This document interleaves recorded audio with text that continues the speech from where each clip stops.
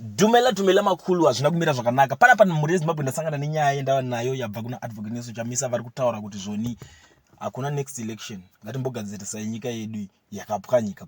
A broken nation. So manyora vazvita vati let's fix our broken nation. There is no next election without fixing the fraud and cheating problems of the past. And the last election, 23 August 2023, was a gigantic fraud, a source of national shame and international embarrassment. Zimbabwe must be brought back to transparent national processes, majority rule, and a citizen election leadership. No side shows can deflect us from the core business. As citizens, we must focus on the main show, the full realization of the true will of the people of Zimbabwe, one people. Muri Zimbabwe muri kuona panapa nyaya iri kuitika. Ndafara kwazvo pandaona message iyi ichibva kuna advocate Chamisa pa Twitter pavo, nekuti chaita kuti ndifare nyaya yekuti pano tiri kungoswera tichigochwa nemapropaganda nevanhu vachitaura kuti 30 June sadaka yakati ichauya nerimwe election.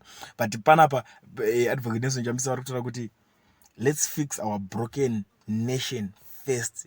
No next election without fixing the fraud.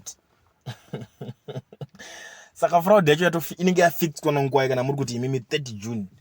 Because batanonzi kubva kumashure kwesoko tichingonzi padiwa panzwa paitwa izvi but chiri kuzobuda chiwe hapana chinenge chabuda. Paringonzi tikati handi kufresh election tosvika kufresh election kwekwe vongosvika ongorwa skillful muri ngoramba muchingoningira hanzi mvura payakamboyerera napo hairasiki inongodzoka ichingoyerera neipapo futi ndio ma skillful mamwe anenge achirwa. So pana advocate Chamisa vataura zvinhu zvakawanda ipapo zvinoda kuti mhuri yeZimbabwe muzvivhurire nzeve munyatsozviteerera unyatsodigesta. Hazvisi zvinhu zvokuti unongoverenga chibrowser wobva wangoenda aiwa panzi aiwa. No next election without fixing the fraud yakaitika kumashure kwesoko kubva kumashure kubva ku2018 topinda pa 23 August.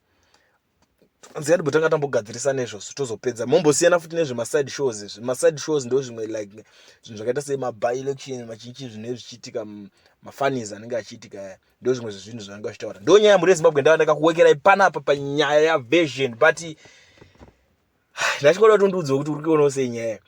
Tell me what you think in the comment section. Toramba tichidzoka nemamwe ma-updates tosangana pa next video. Thank you so much.